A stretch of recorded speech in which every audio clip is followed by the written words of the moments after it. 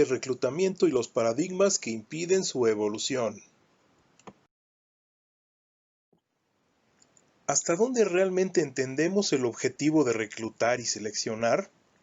Reclutar es un arte en el que por más que ensayes, siempre será diferente.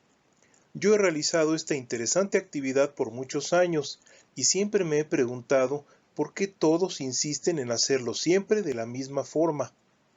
¿Por qué no probar nuevas formas? ¿Por qué no usar el pensamiento disruptivo? Rompamos de una vez esos paradigmas e iniciemos la evolución del reclutamiento. Paradigma significa modelo o ejemplo. Entonces, romper un paradigma significa romper con el modelo, cambiar lo establecido y atreverse a intentar algo diferente. ¿A usted qué le impide romper esos paradigmas? Todos sabemos que el proceso tradicional y establecido de reclutar se compone por varias etapas y cada una tiene su propio objetivo. Pero aquí la pregunta es, ¿realmente se tiene la seguridad de haber elegido a los mejores candidatos? Yo creo que no. Pero no ponga esa cara. Mejor vamos a ver por qué es lo que yo creo. Todo empieza o debería empezar por contar con una descripción del puesto que se encuentra desocupado y se requiere contratar a una persona para que se haga cargo de ese puesto.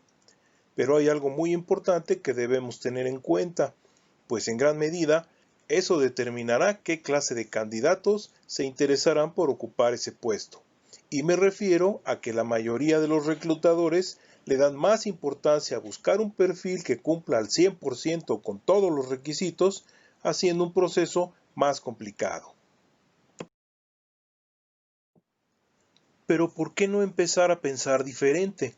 ¿Por qué no romper con ese paradigma de que esa es la manera correcta de hacerlo y no es posible hacerlo de otra manera?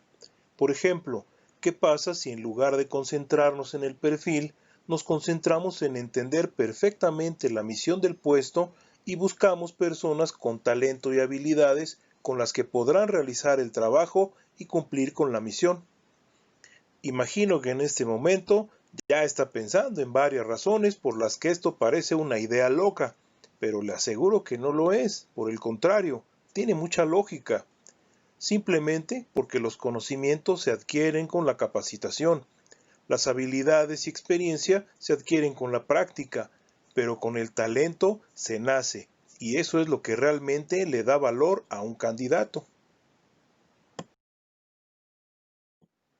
Por ejemplo, aquí tenemos la publicación de una vacante en la que se puede observar que lo principal es mencionar el objetivo del puesto. Posteriormente indica las actividades y finalmente el perfil requerido, pero sin ser demasiado exigente en los requisitos o se mencionan como deseables. Eso significa que el reclutador está abierto a detectar candidatos que puedan cumplir con el objetivo del puesto y no en una larga lista de requisitos que de manera obligada deben cumplir para ser tomados en cuenta.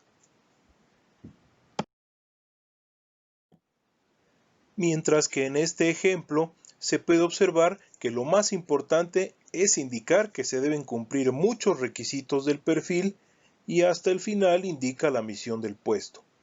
Esto significa que el reclutador busca un candidato que cumpla necesariamente con todos los requisitos y no está tan dispuesto a darle oportunidad a un talento o a candidatos que no necesariamente cumplan con ese perfil.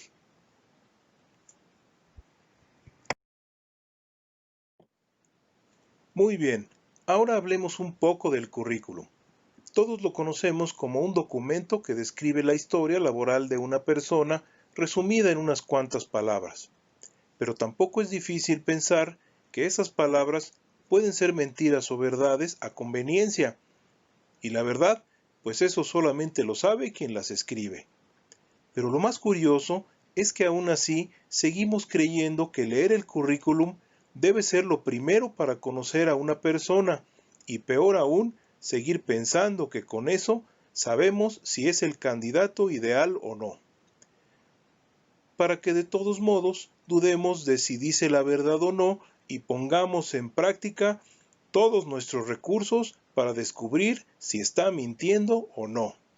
Entonces, en resumen, es tener que leer algo que no sabemos si es verdad y que tenemos que comprobar de todas maneras. ¿No les parece algo ilógico? En mi opinión, otro de los grandes errores al momento de revisar un currículum no solamente es dudar de lo que leemos, sino que también hacemos prejuicios, dando por hecho algo que nosotros pensamos que es verdad cuando no es así, y le quitamos la oportunidad a esa persona de tener la posibilidad de contribuir con su talento y experiencia a cumplir con la misión de un puesto de trabajo. Y por eso mismo, constantemente y sin darnos cuenta tal vez, caemos en una contradicción de elegir por lo positivo para después descartar por lo negativo, y rechazamos por lo negativo sin haber visto lo positivo. A ese nivel de credibilidad también se le puede llamar prejuicio.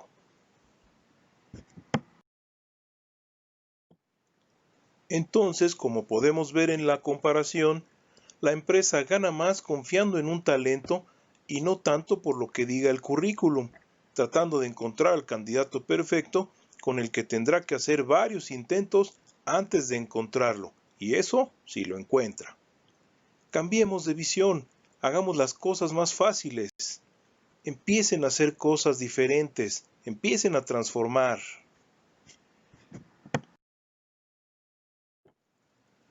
Pero hablando de pensar diferente, ahora me gustaría platicarles algo sobre un proyecto que desarrollé con la ayuda de psicólogos expertos en reclutamiento, donde le propongo a las empresas un proceso invertido de reclutamiento en el que el primer contacto no es el currículum, sino el último. Suena raro, ¿verdad? Pero lo es para quienes no se atreven a salirse de la caja y romper paradigmas.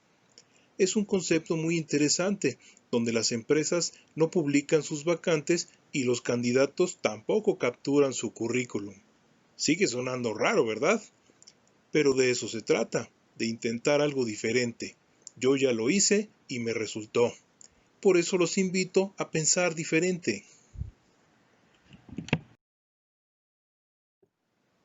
Entonces, atrévanse a innovar, a experimentar. No digo que dejen de utilizar los métodos tradicionales, digo que además de seguir usando esos métodos, agreguen otros nuevos, pero diferentes. Así harán una búsqueda más completa y ustedes mismos se sorprenderán de lo que van a descubrir. Y me refiero a que descubrirán candidatos más adecuados, que de otra manera no hubieran podido descubrir. Al contrario, los han estado rechazando todo el tiempo.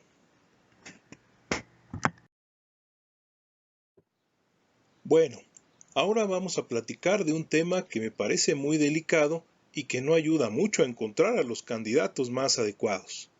Se trata de la publicación de una vacante, o sea, eso que se supone que se hace para generar interés en las personas que buscan una oportunidad y atraerlas a la empresa. Pero aquí el punto es saber si lo que dice el texto de la vacante transmite realmente el mensaje correcto.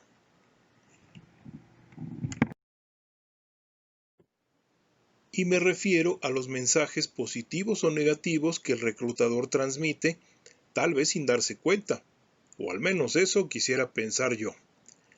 Y sucede porque cada candidato puede interpretar de manera distinta la redacción de una vacante y formarse una imagen de la empresa que puede llegar a confundirlos y que no siempre será la más positiva. Pues como dicen, la primera impresión nunca se olvida. Para explicar mejor a qué me refiero, aquí tenemos el primer ejemplo de un mensaje negativo que el reclutador ve como un requisito a cumplir simplemente, pero como podemos ver, el mensaje se puede interpretar de muchas maneras negativas. Aquí otro ejemplo que no solo afecta a muchos candidatos, también afecta a la empresa por la imagen que se está proyectando.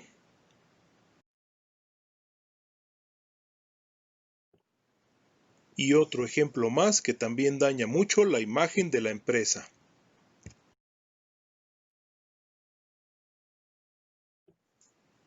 Pero ¿cuál puede ser un primer paso para empezar a hacer esas cosas diferentes y romper paradigmas? Pues las pruebas de talento. Estas son una forma mucho más eficiente no solo para detectar talentos, sino como una forma más segura de comprobar si el candidato es el adecuado. Pero para eso habrá que ser muy creativos en la creación de pruebas de talento. En lo personal, les puedo decir que las he aplicado mucho con buenos resultados, además de que son muy entretenidas, muy enriquecedoras e incluso en algunas ocasiones llegan a ser hasta divertidas. El reclutamiento ya debe evolucionar. No tengan miedo al cambio, inventen, prueben, crean y transfórmense.